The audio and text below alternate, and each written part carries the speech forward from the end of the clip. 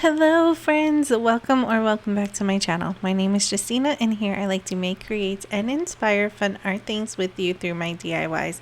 As you see by today's title, I am super excited because it is finally 100 days till Halloween, which is my favorite time of year, and I have so many ideas for this year to share with you. Now today is really fun because it is all on the themed of Beetlejuice. I heard that Beetlejuice 2 might be coming out next year and I'm super excited to see that. So it got me super inspired to make some DIYs for you today. So if you are new here, I hope you stick around by clicking on that big red subscribe button down below. And if you're already subscribed, thank you so much for clicking on today's video. I really hope you enjoy. So with all that being said, let's just jump right into it and let's art today.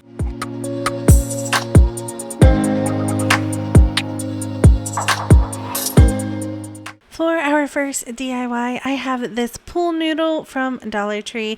You can get all sorts of pool noodles in different colors this time of the year because it is still summertime, so they still have a bunch of them at the store, at least at my Dollar Tree. Now, most of these DIYs I am making for my Halloween tree this year, so make sure you're subscribed so you don't miss out how I decorate my Halloween tree for this year. So the first thing I'm doing with the pool noodle is folding it in half because I want to cut it in half, and all I'm doing is pushing it together, taking a bread knife and cutting it right down the center where they pinch together. Now you don't really need this completely the same size, but try to get it as close to half as you can. The next thing I am using is some duct tape. Now Dollar Tree does carry some duct tape, but if you have some duct tape laying around, I suggest just using that. I had these white rolls laying around and they worked perfectly for this DIY. All I needed to do was unroll them and place them right on top of the pool noodle, and they hold really nicely on top of the foam. Now, a quick hack for this: if you already have a white pool noodle, then you are set. You can skip this step right here. I wanted a white base, so I just grabbed some of the duct tape to cover it down. Now, I don't mind that some of the green will show through, and as you see here, I am just taping around the hole because that is what I need to put into my Halloween tree. So I will continue adding tape until the whole pool noodle is covered. Once that is covered, like I mentioned, I don't mind that some of it isn't fully covered and you can see some of the green coming through because in the movie Beetlejuice, green is one of the main colors throughout the movie. Now I'm just bending the pool noodle so that it can curve naturally, and if you do this before you add any more details on it, it will really help you put it inside of your tree. After I was done bending my pool noodle and had it to where I like it, I want to add some black duct tape right on top of my pool noodle. Now, I didn't have black duct tape, but I had this Gorilla electrical tape, and since it wasn't thick enough for my liking, I will add two pieces side by side.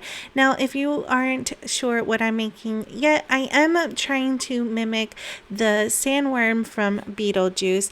This will go in through all of my tree and I'm super excited how it turned out.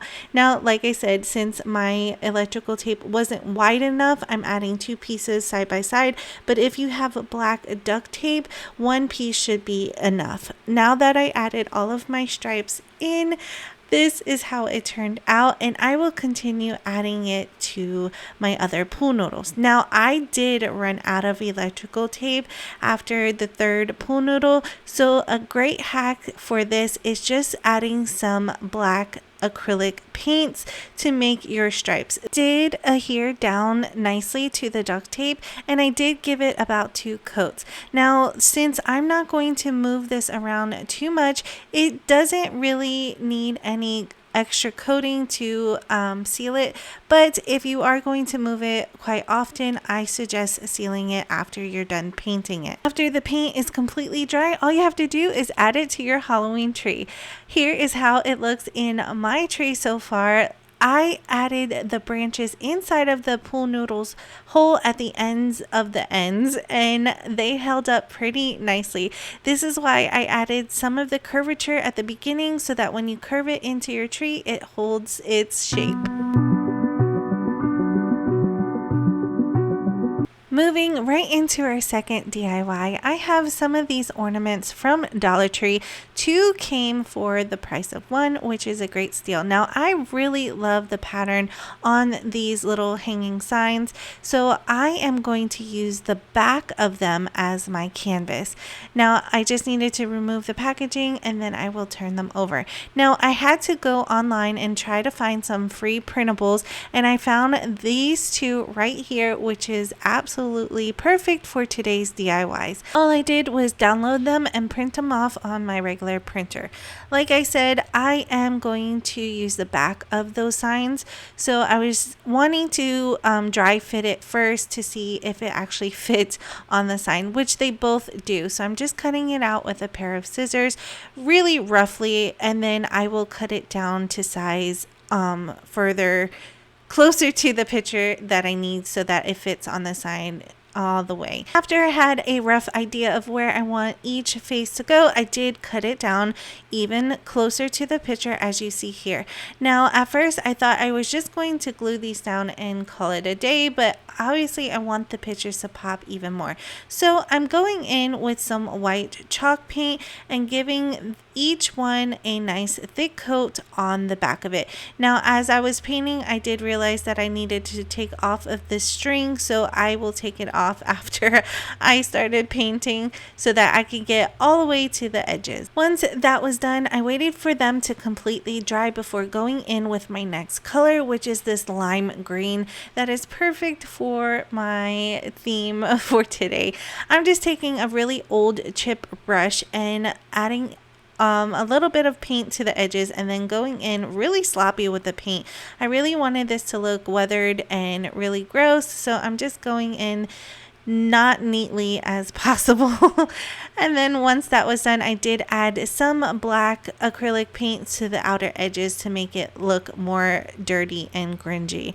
Now, to add the pictures to the sign, I'm just using some Elmer's stick glue. This worked just fine, but if you want it to adhere more better, you can always use Mod Podge or even some hot glue, but like I said, this Elmer's glue just worked fine. After I had a nice layer on the back of it, I'm just going to place my picture right on top of the ornament and try to center it as best as possible. I am then going to push down firmly so that I can remove any bubbles that are on the back of it, and then I continue the same process for the other one. The last thing I needed to do was just add the string right back on top of the sign and tie it in a knot, and that completes this DIY.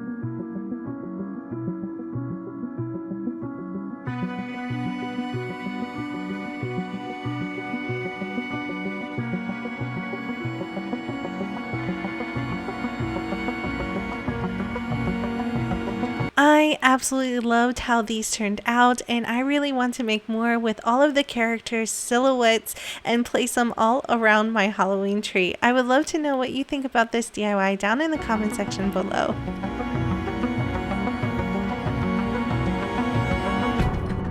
Moving right into our next DIY, I have this foam pumpkin from Dollar Tree.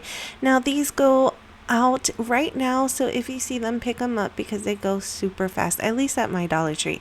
Now, I've done this DIY before, but it is going on to my Halloween tree, so the first thing I needed to do was cover it, and I have this new Waverly chalk paint that I wanted to try out. I do give this pumpkin at least 2 coats of this paint so everything is nice and opaque. Once everything had time to completely dry, I then moved on to the next portion of the painting, which is painting on some black stripes. Now, for this pumpkin, I wanted my stripes to be really thick, so I'm trying to make them as big as possible, but still leaving some white spaces in between so I have my black and white stripes. Now, if you are new here and you haven't yet subscribed, I hope you do that today. All you have to do is hit that big red subscribe button down below. It is totally free, but make sure to click on the bell notification so that YouTube can always notify you when I upload a new video. Plus, I would love for you to be part of our virtual art family. Since these pumpkins will be ornaments on my Christmas tree, I wanted to make sure that I got all sides of the pumpkins, so even the tops and bottoms of them I want to cover. So I'm going in with my black acrylic paint once again, and I'm just adding these little stripes all the way to the center of the pumpkin so that I can see the stripes on all sides if I was to have these in all different directions. I also painted the stem completely black as well, and then when I was done, I just replaced the stem right back into the pumpkin, and that completes this DIY. I also did another pumpkin in a different stripe pattern, and these are so adorable, and I just loved how they turned out. And this is how both patterns look after they were completely dry, and all I had to do was put them in my Halloween tree.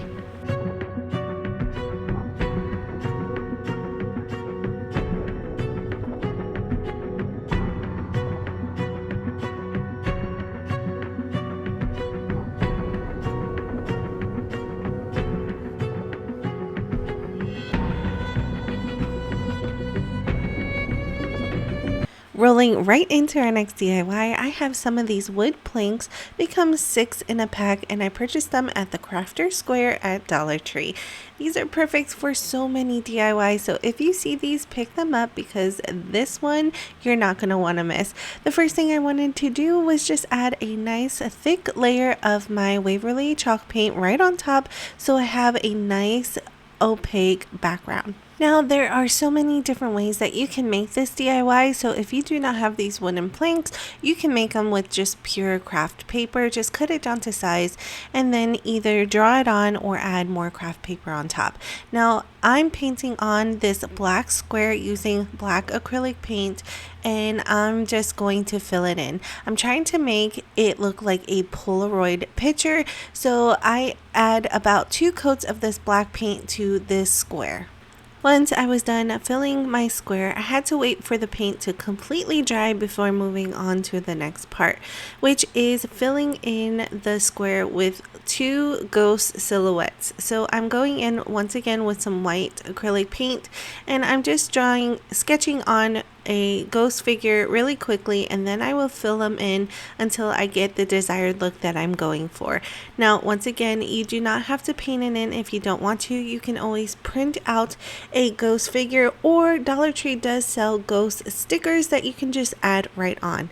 After I have my ghost layout where I like it, I waited for that to completely dry as well, and then I'm going in with some black acrylic paint once again to fill in the ghost eyes, a little bit of the details all around the ghost. Remember, if you do not feel comfortable painting on the ghost, there are so many different options. Once again, you can print out a ghost silhouette, or you can just find some stickers and lay them down. Either way, it will come out super cute. After I was done with the details, I took some more black acrylic paint, and then I started writing out the words "no feet" at the bottom of this Polaroid picture, and it turned out super cute. After I was done, I just placed it on my Halloween tree, and that completes this DIY.